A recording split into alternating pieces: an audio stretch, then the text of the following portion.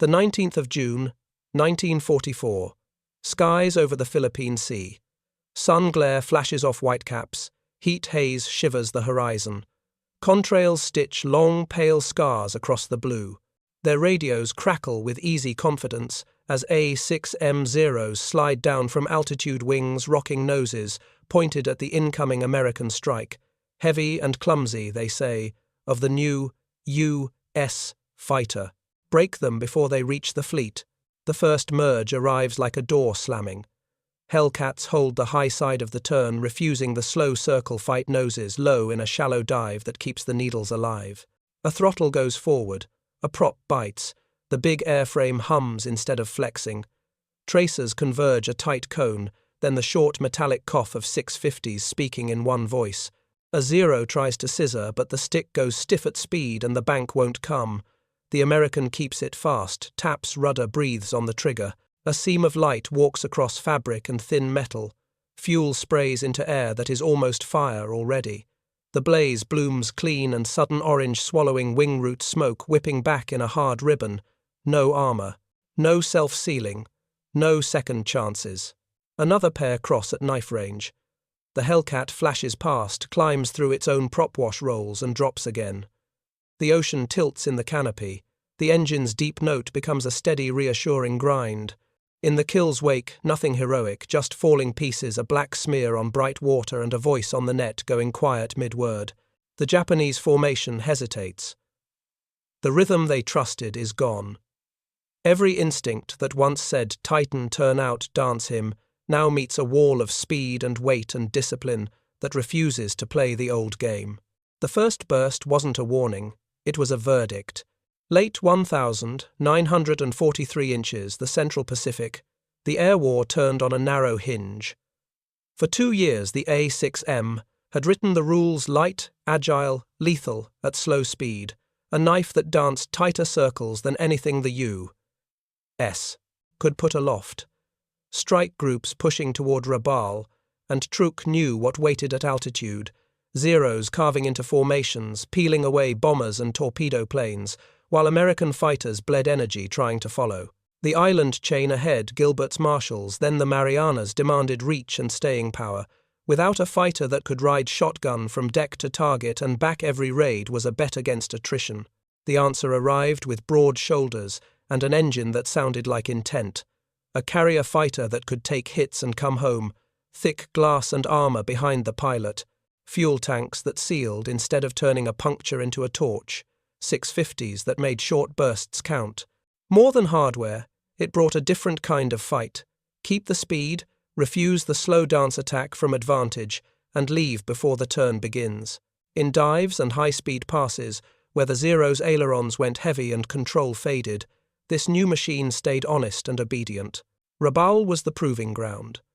The approach ran long over water, where weather and distance punished weak airframes and sloppy planning. Strike packages needed a roof combat, air patrols layered above the fleet, escorts welded to bombers, and a ready deck that could cycle fighters without breaking the tempo of launches and recoveries. A carrier wing could not squander pilots.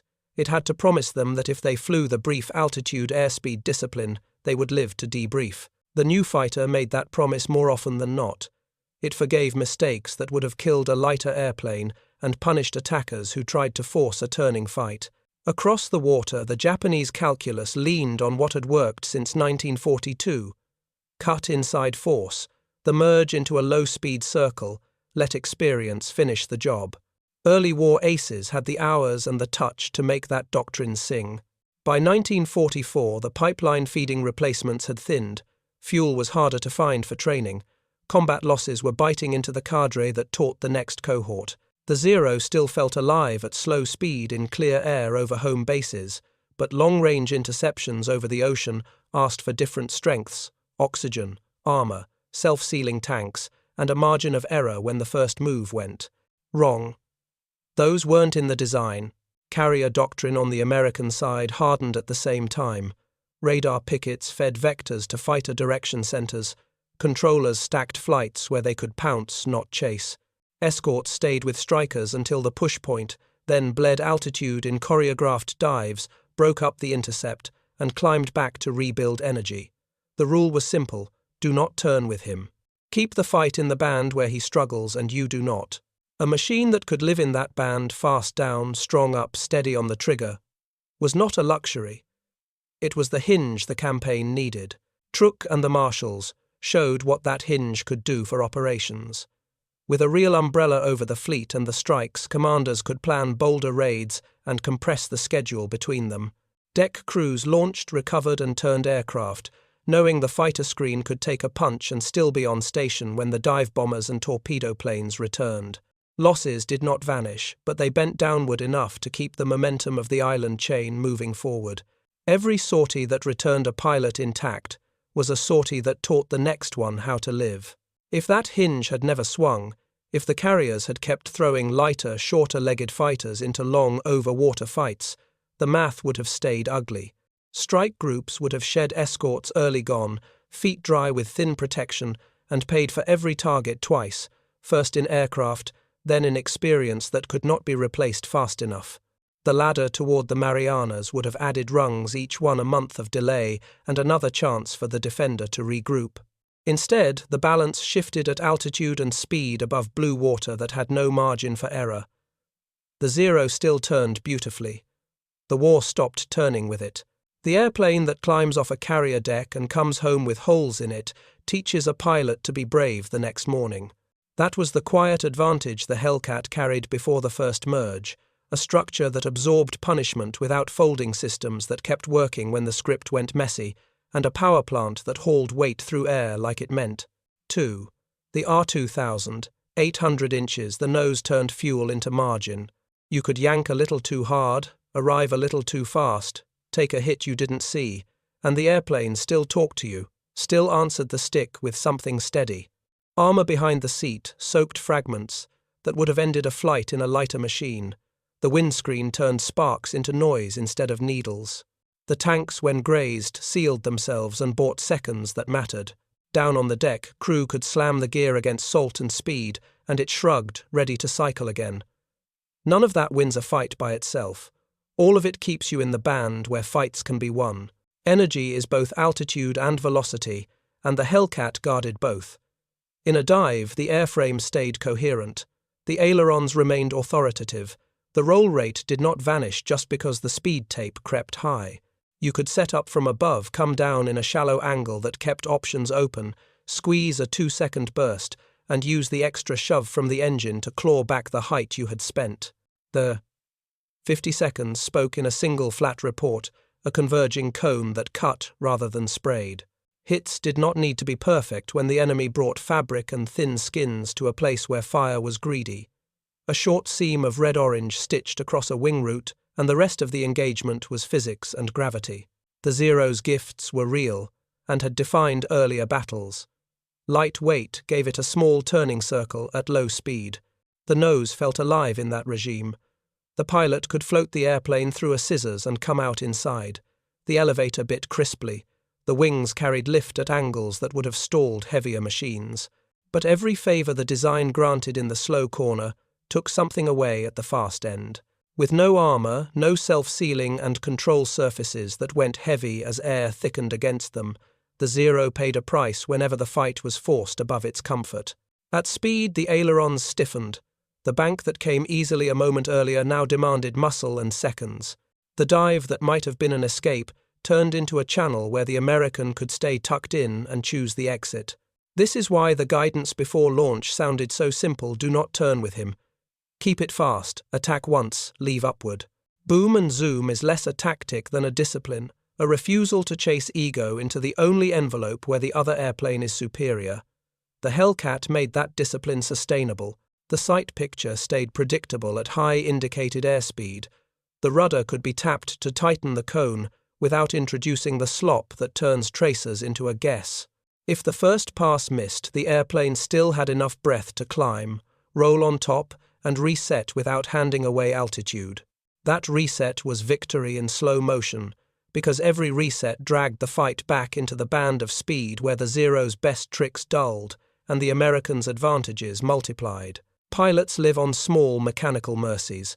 When you pull the trigger, the mounts hold 0 after a hard arrested landing. When you cross your own prop wash in a climb, the wing does not twitch into a stall, it hums and keeps biting.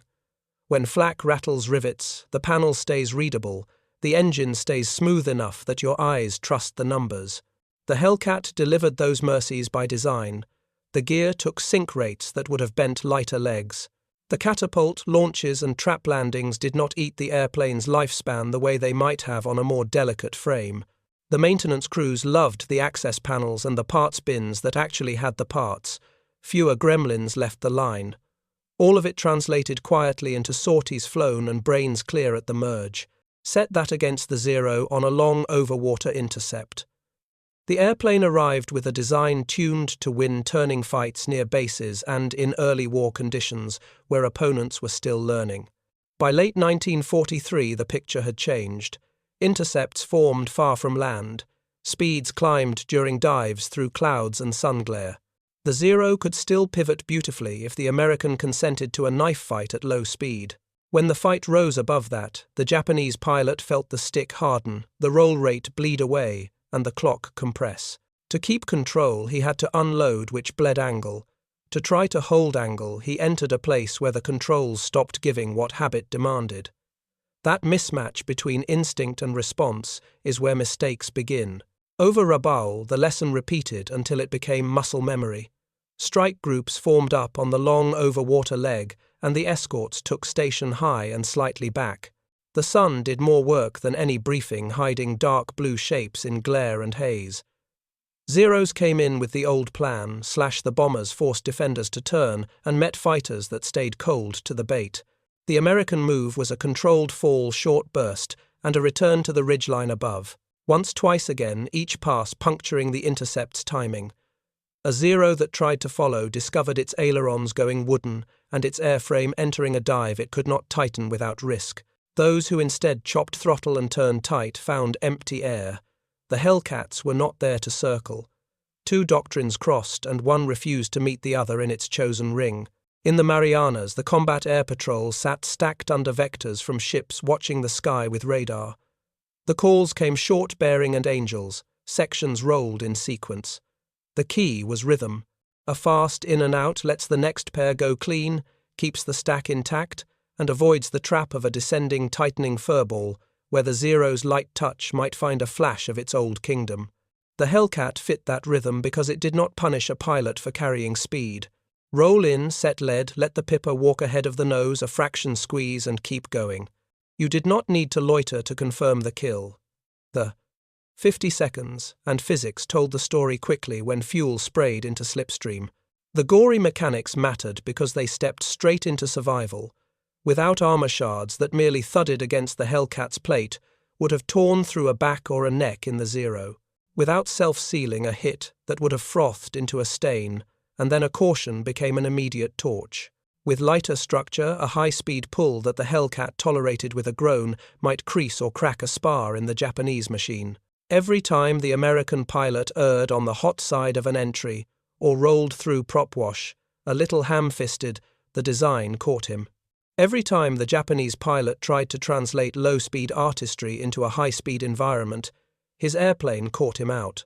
It is tempting to think of edge as gun count or horsepower, but the edge that decides outcomes starts earlier, in which parts of the flight envelope an airplane lets a human remain human. A Hellcat pilot could make decisions at 300 knots that felt like decisions. Inputs translated to expected responses, so he could think about geometry instead of wrestling controls. A Zero pilot at that speed felt the airplane slipping away from his fingertips. The moment you start fighting the machine, you stop shaping the fight. The cockpit truths stitched back into doctrine. Briefings became mantras. Keep the altitude banked in your favor. Don't squander speed in a flat turn. Give him 2 seconds and go upstairs. Wingmen could trust that a bounced section would still have the muscle to climb back to mutual support. Flight leads learned to ignore the itch to chase a tightening circle down low. A quick tally of fuel distance to ship and ammunition argued for patience and altitude. The airplane rewarded that math every time. Small scenes clarify the difference. A Zero slides across the nose in sun at Rabaul. The Hellcat pilot resists the roll, and Chase stays in the dive a heartbeat longer to keep the needle high, touches rudder to bring the funnels together, and lets a precise seam run across the wing root. Flame lights instantly. There is no armor to blunt fragments, no sealant to drink the spill. In the Marianas, a section takes a vector call, levels through thin cloud, sees 4 specks coning in on the strike path. The lead calls tally the wingman answers, and both go to idle for a breath to keep from overspeeding the merge, then back to power through the shot and away. The radios stay calm, because the airframes do their share of the calm. There were places the Zero still frightened anyone with sense down low, slow close, with a veteran in the seat and room to weave. The point was to deny those places. The Hellcat did not just enable that denial, it made it routine. Routine is how pilots live long enough to become the veterans who teach the next class. An airplane that forgives a bad entry keeps a teacher out of the water. An airplane that brings a hold wing home gives a line chief a problem he can fix instead of a name he has to write. Across weeks of strikes and caps, those margins compound into a posture where the enemy spends more time reacting than dictating. From a distance, the fights read like gunnery and luck. Up close, they feel like envelopes and nerves. The Hellcat's envelope was wide where it needed to be, and firm at the edges where panic lives. The Zero's was exquisite in a narrow slice and brittle when forced beyond it. The 50 seconds, the armor, the glass, the tanks, the gear, each detail found its meaning in a few seconds at speed, with sun in the canopy and a shape crossing the nose. The airplane that kept control surfaces honest at 350 knots and let a pilot leave a bad place quickly would beat the airplane that asked him to slow down to be brilliant. Over blue water, with no friendly field in glide range and ships counting on fighters to be there on time, that difference was not academic. It was the difference between a formation that arrived whole and one that came home with holes and empty slots. The lesson hardened into habit. Stay fast, dive through, climb back. It sounds like a slogan, until a hand finds the trigger and the stick at once, until the engine note presses your spine and the canopy fills with a wing that should be turning inside you but can't. In that instant, hardware becomes survival, and survival becomes doctrine. The Hellcat did not ask for perfection. It made good enough lethal, and it made lethal repeatable. That was the advantage no spec sheet could show, and no opponent could ignore once the first burst wrote its verdict in fire. Sun pins a hard glare along the canopy bow and turns the ocean to hammered tin. The engine in front of him is a living drum, a deep, even thrum that settles through the seat rails and into bone. He nudges the trim left thumb, brushing the hat switch, right hand loose on the stick. Air is thin. Sweat still finds a way, stinging the corner of one eye behind the mask. Ahead and below, specks cross against glare closing, opening trading height for angles. He breathes once slow. Keep it fast. 2 seconds, not 3. The call slides into his headphones, bearing angels, a vector that lines up with what his eyes already chose.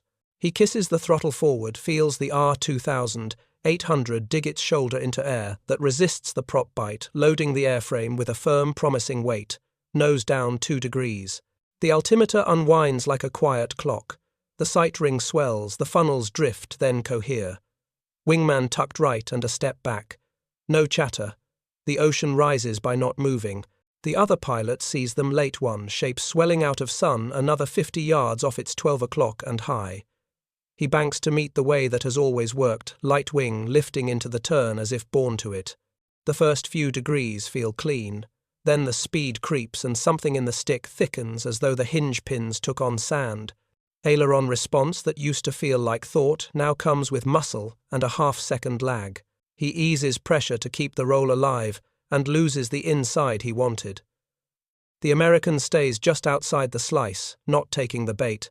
The Zero pilot pushes the nose for a slashing pass, instead counting on the lightweight to finish the geometry. The air disagrees. Tracers sew a tight zipper through blue space. The Hellcat slides through its own prop-wash tap's rudder to bring the pattern half a fuselage ahead, and the trigger comes back with a mechanical certainty that never surprises. The guns cough together, not a rattle but a steady bark that steps across the enemy wing route in a single seam of light. The hit feels like a nudge in his own airplane. The other machine flinches as if punched. A bright orange flower blooms fast and clean, no armor, no sealant. The pilot inside jerks at the stick, finds nothing to work with except the physics of fire and slipstream, pulling flame where it wants. He does not watch the whole fall. Nose up, unload, let the speed by altitude back. Eyes off the burning shape and onto airspace tally check 6 rejoin. The engine's note lengthens as the prop washes the climb in a deep, patient roar. He dials mixture a hair, feels the response as if the machine were a patient animal adjusting its gait. The headset stays mostly quiet. A clipped word from his wingman clear, and the sky becomes lanes again instead of a knot. He turns at last to intercept a pair cutting toward the strike path. The lead Zero tries to draw him low. He ignores the itch. Shallow descent only maintain the high line separate reset. On the periphery a third shape arrives. He rolls inverted, lets the nose draw a thin arc through empty blue, and comes out with gravity on his side and the sun behind his shoulder. The next burst is shorter. The rifles do their brutal math, and the enemy breaks away trailing pieces. He sees the pilot's head move once in a jitter of indecision, then the canopy flash as it jettisons. A white noodle of silk jerks open in a gust. The American keeps going. The ocean will keep its secrets. Up in the other cockpit, the lightness that once felt like mastery now feels like exposure. He tries to keep the fight small, nose, high throttle, easing to hold the sweet place where the airplane dances. But every time he arrives there, the American is elsewhere, diving through and climbing out with a momentum that refuses to be, turned into a circle. He pushes the stick harder to bank, and the ailerons answer with that same unkind resistance. The nose yaws under asymmetric drag from a nicked aileron hinge. He steps on rudder to hold it and feels the tail twitch. The smell turns sharp and chemical as a round has misted fuel somewhere back along the route. He glances left, flap hinges intact, a small quiver where skin meets spar. He knows what that quiver becomes if heat finds it. The radio bursts with a call and dies mid-syllable. He recognizes the voice, the cadence of a man he has flown with since the first months. There is no time to think beyond that collapsed word. He unloads to gain speed, the nose dropping a width, hoping to stretch away. The airframe shivers fast enough now to make the controls stingy, not fast enough to outrun what is behind. A shadow crosses the canopy bow. He yanks, and the stick resists like a stubborn gate. A white line of tracers passes a yard short. He tries a barrel roll to force an overshoot. The roll never quite finishes. The next seam rips across the panel with a sound like a handful of nails thrown at tin. The American finds himself talking to the airplane in a litany he will not remember later. Easy, easy. There you go. He watches the lead in the sight move like a patient animal and moves the airplane so that the animal is where it will be. 2 seconds. That's all this fight costs when geometry is honest. He lets up because greed is how you follow someone else's doctrine down into their weather. The climb takes him back into air that is quiet again. The engine note settles like a low drum. He feels a tremor at high speed he will mention to maintenance later, a slight buzz in the right aileron that wasn't there yesterday. He files it in a mental pocket and keeps scanning. Another section checks in below and ahead, tiny cruciforms stacked neatly under controller vectors he never hears. The choreography is in the way. The sky seems suddenly to be full of friends arriving and departing at the right moments. He watches a Zero try to cut inside one of them. The Hellcat refuses, the pivot drops its nose and walks a short burst through the Japanese airplane's shoulder. The wing does not fold, it ignites. It is so clean when it happens that it looks like a trick. Then the smoke writes a dark ribbon, and the wingman breaks away to avoid flying through the heat. He remembers training phrases that sounded too simple in the classroom. Don't turn with him. Climb after the pass. Trust the throttle more than the rudder when you're fast. The body learns them when the forces get heavy, and the voice in the ear says nothing at all, because nothing needs saying. He adjusts oxygen, checks fuel, taps the sight housing with a finger because he always does. A black puff of flak coughs ahead. Fragments patter the wing like thrown sand. The plate behind his back feels like a presence and not a weight. The Japanese pilot tries a different choice. He drags the fight down, easing to a speed where the stick grows light again, where the old talent might bloom. The air warms the ocean, opens in the canopy details, resolving whitecaps the hard shadow of a carrier far off the pencil-line wake of a destroyer. For a handful of seconds he is himself again, the nose, obedient, the roll, crisp, the turn, a tightening ring that feels like destiny. He looks for the American in the corner of his eye. The sky is empty. The American did not come. A shadow falls anyway, from above and aft, and the world becomes noise. The burst is short. It tears cloth and thin aluminum with a sound that his ear will carry even if his body makes it back. Heat finds the misting fuel. Light floods the cockpit from the left as skin turns to flame. He slaps at a switch and finds he is slapping at fire. A hand that belongs to an older man reaches for the canopy latch, finds it, throws it. The wind punches. He feels the shoulder straps as a living pressure.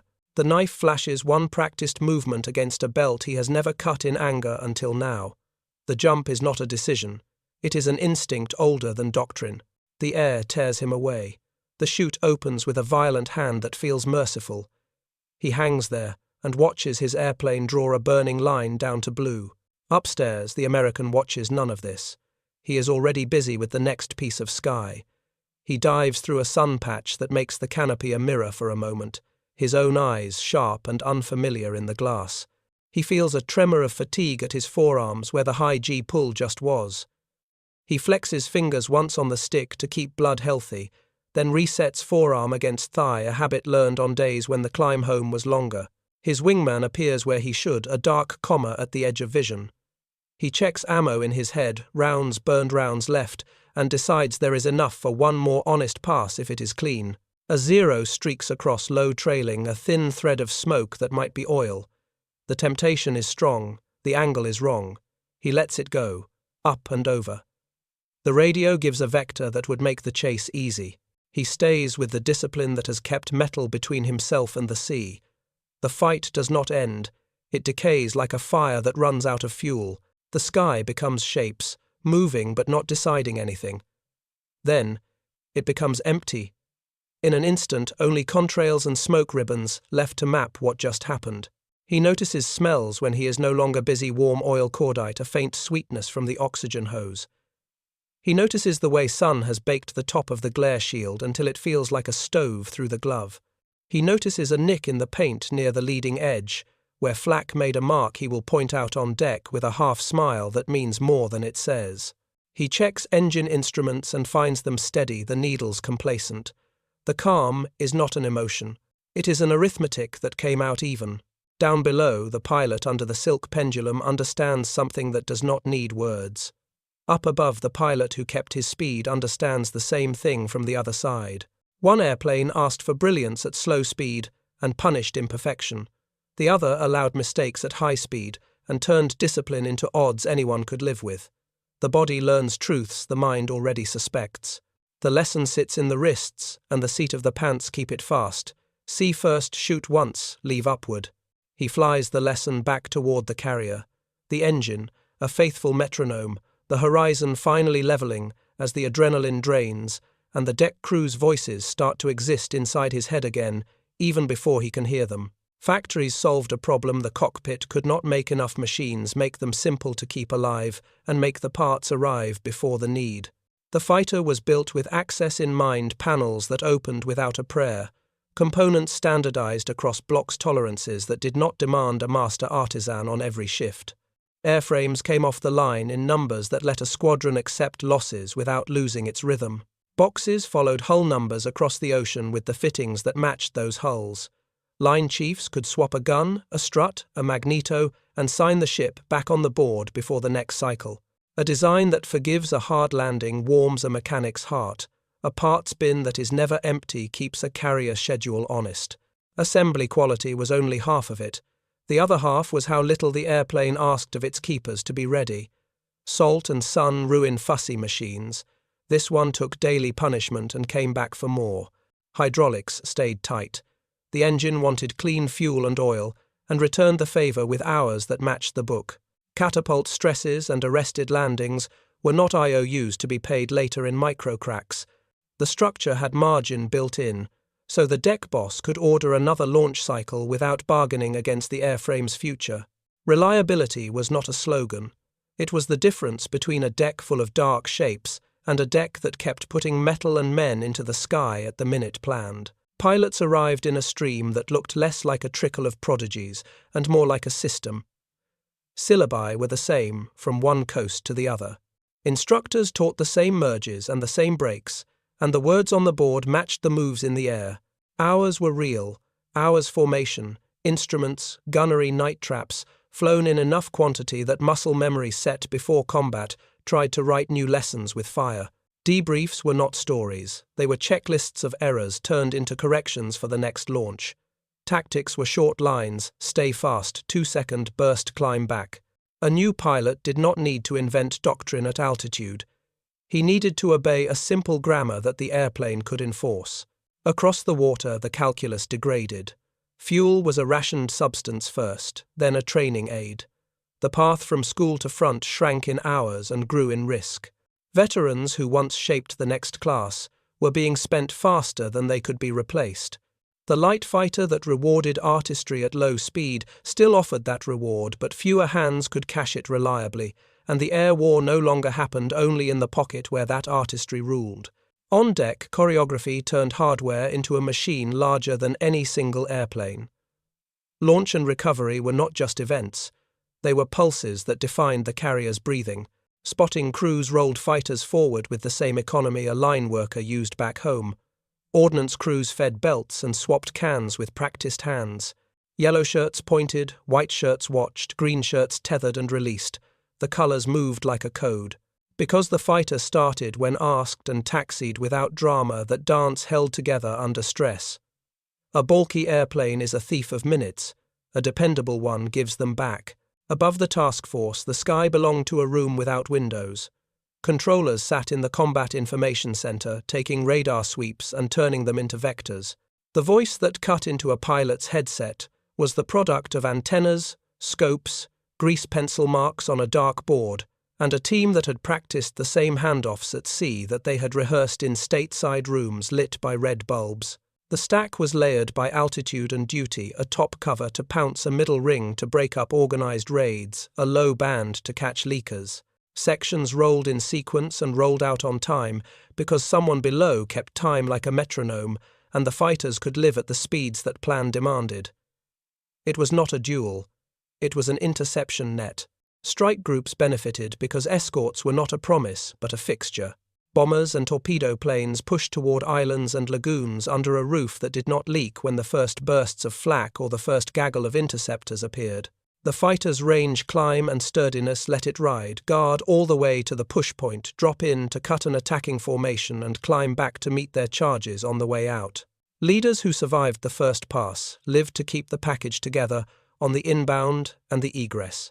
The difference showed up in the number of airplanes that reappeared over the wake wings, low for recovery, and in the number of names that did not need speaking at evening muster. Marianas and Philippines operations made the argument in outcomes. Amphibious forces cannot linger at the edge of an objective. They either land under a shield or they bleed in the surf. With fighter direction tight and the combat air patrol on a cadence, the shield held often enough to keep beachheads from becoming cemeteries. Carriers could close to launch distance, recover, and retire without losing their air groups to a single lucky raid. When raids did break through, the fighters still on station were sturdy enough to take hits and return fire long enough to blunt the blow. Damage control saved ships, the fighter screen saved schedules. Maintenance cycles shortened because the airplane allowed it. A sortie returned with a flak nick in the wing and a rough idle at 1/200 revolutions per minute. In another design that might be a day on the line and a prayer for parts. Here it was, an hour with a panel off a magneto, swap a gun harmonization, check a signature. The crew chief did not have to invent workarounds. The manuals matched the hardware, and the spares fit the holes they were meant for. Squadrons kept their numbers not just because factories sent more airframes, but because fewer machines fell out of the fight for petty reasons. Even failures were different. When a landing came in hot and bounced, the gear absorbed the insult and gave the pilot back his second chance. When flak peppered a wing, the self-sealing stopped a blemish from becoming a burn. When a gun jammed, the mount allowed a quick clear on deck. All those near misses that would have written letters to families became notes in a logbook and lessons passed down the ready room. A system that keeps the living alive creates more teachers. A system that spends its teachers creates myths about talent and runs out of bodies. The opponent's command structure still produced brave men and clever plans, but clever plans failed against a network that measured distance in radar miles and thought in altitudes and time on station blocks. Interceptors arriving in a beautiful line found their timing broken by a pair of fighters diving through and climbing out. The next line arrived out of rhythm and met another pair. By the time the bomber stream reached the ships, individual attackers were making individual choices. The difference between a raid and a collection of airplanes is whether the defense can fracture the first and force the second. The airplane that could be where the controller needed at the speed the geometry demanded made fracture the default. Campaign planners used that reliability like a tool.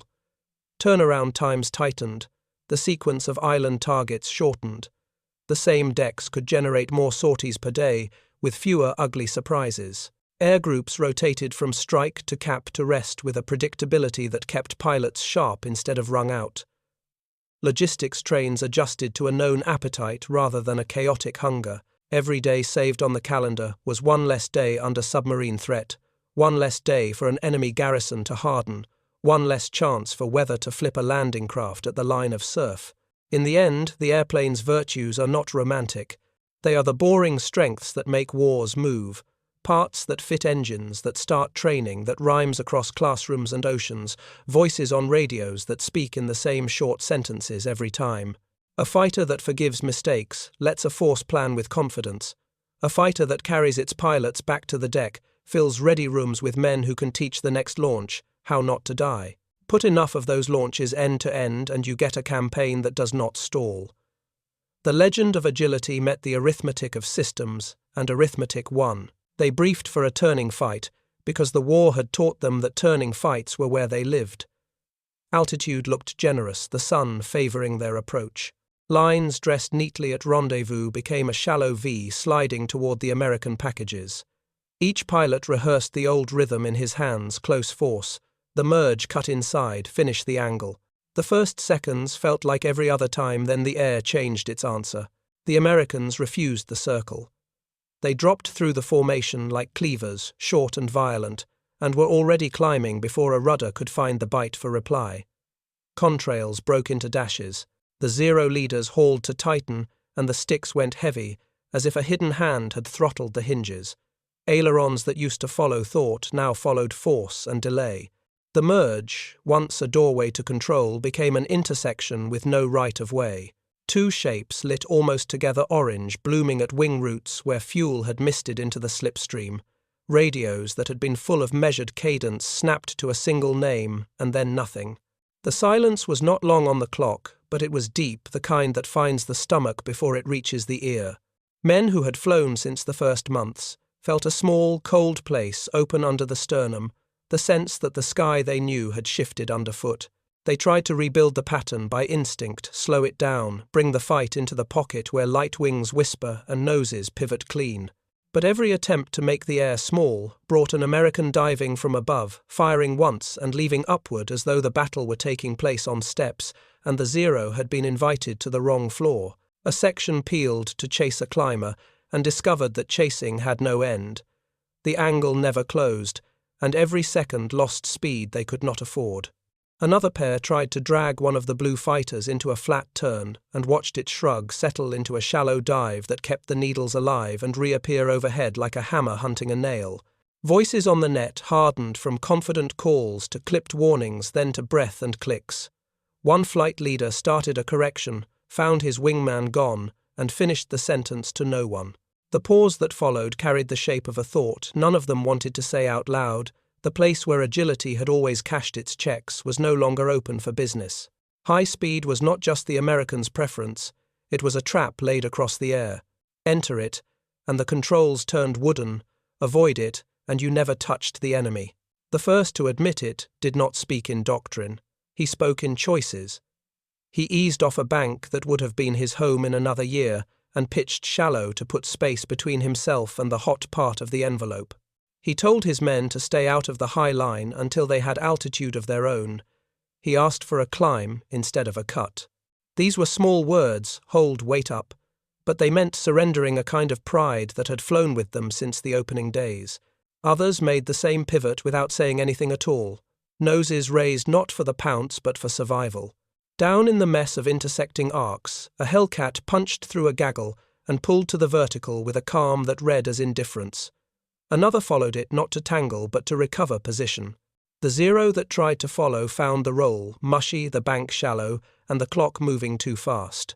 He unloaded to keep the controls alive, and watched the American turn that unload into distance and safety, then invert and fall again with sun on his shoulder. It was a loop made of energy rather than lines, and it fenced the sky. A third fireball wrote a verdict across blue water. The smell of burning fuel crept into the masks of men who were not yet hit a ghost in the oxygen that tasted like old varnish. Someone swore into the mic 3 clipped syllables that sounded like a hammer hitting wood. The rest said nothing because the thing to be said did not help. Slower is death, faster is his game, and level is nowhere at all. From the American side, the motion looked simple. Stay in the band where the airplane is honest. Dive through, touch the trigger as a formality and climb. It was not arrogance. It was respect for physics and for an opponent who would kill you in the one place he was still king if you let him drag you there. From the Japanese side, the motion looked like contempt, the refusal to meet eye to eye. But contempt was not what emptied the radio for those few seconds. Recognition did. Recognition that the rulebook, written by lightness, had been replaced by one written by momentum and protection, and the discipline to keep both. They adjusted because pilots always do. Intercepts were called earlier, climbs were longer approaches, more hesitant. Engagements were broken off at the first hint of a dive trap, even when pride begged for one more try. The new caution kept airplanes in the air and men alive to fly again. It also conceded the initiative one notch at a time. Raids arrived in pieces instead of lines. Attacks turned into singles and pairs, making brave, isolated decisions. The defenders, stacked and vectored from decks they trusted, turned those decisions into targets. On days when the weather covered the sun and the fight dropped low, the old brilliance still flashed. A Zero would catch a Hellcat flat and make the heavy machine look suddenly all elbows and knees. Those moments confirmed what the elders had taught. There is a pocket where artistry still rules. But the pocket was narrow now, and getting there demanded luck the timetable rarely delivered. Most of the time, the pace tore past that entrance and kept going, and the men raised on the slow dance had to watch the music change without them. Back on the carrier, the American pilot wrote a short line about a vibration at high speed and a faint odor after firing notes for the crew chief and the armorer. He did not write about the pause on the enemy's net because he never heard it. He felt it instead in the way the next intercept was late, and the one after that arrived thin. Up on the other side, a man under a parachute watched the pattern disintegrate in ways only a hanging witness can see. He understood something he would not put into a report. The fight had pivoted around a truth that could not be reversed in a week or a month. High speed was a baited corridor. Altitude was a wall. The airplane that could live there held the keys. No one declared a new era over the radio. It settled in as a habit. Leaders who once barked for the cut now asked for height. Sections that once raced to meet dove away to buy room. The words changed by degrees: hold, regroup, avoid, wait. Underneath them ran a quieter sentence, the one the silence had tried to say earlier. The legend had not lied. It had simply been outgrown. The knife was still sharp. The fight had moved to a place where knives do not matter. The change showed first in how strike groups came home. Formations that once bled fighters on the inbound leg now reappeared over the wake in order dive bombers with their escorts above torpedo planes, sliding in behind cap still stacked where it should be. The screen did not dissolve when the first intercept hit. It flexed and closed again. When raids punched through, the defenders had enough speed in hand to meet them on the climb, instead of in a flat circle over the ships. Losses did not vanish, but they stopped feeling like a tax that had to be paid every day. Out ahead of the task force, the old dance lost its floor. The light fighter that had ruled at low speed could still knife inside a careless opponent, but fewer opponents offered that mistake. Fights were forced into the band where heavy structure and honest controls mattered more than feather touch. The A6M still turned beautifully. The war's geometry no longer rewarded it. Aircrews planning their next push began to assume that the high line would be theirs if they took it and kept it. That assumption turned into bolder routes, tighter timetables, and strike packages that could press deeper without shredding their own escort. On deck, the rhythm hardened into routine. Controllers spoke in bearings and altitudes, sections rolled on cue, maintenance returned airplanes to the line with fixes that held. A fighter that started when asked and landed without drama changed more than the kill tally. It gave commanders the confidence to stack operations Gilberts to Marshalls to Marianas without building in weeks of recovery to replace pilots and airframes. The calendar shortened because the sky over the fleet was predictable. Pilots absorbed the lesson in their hands.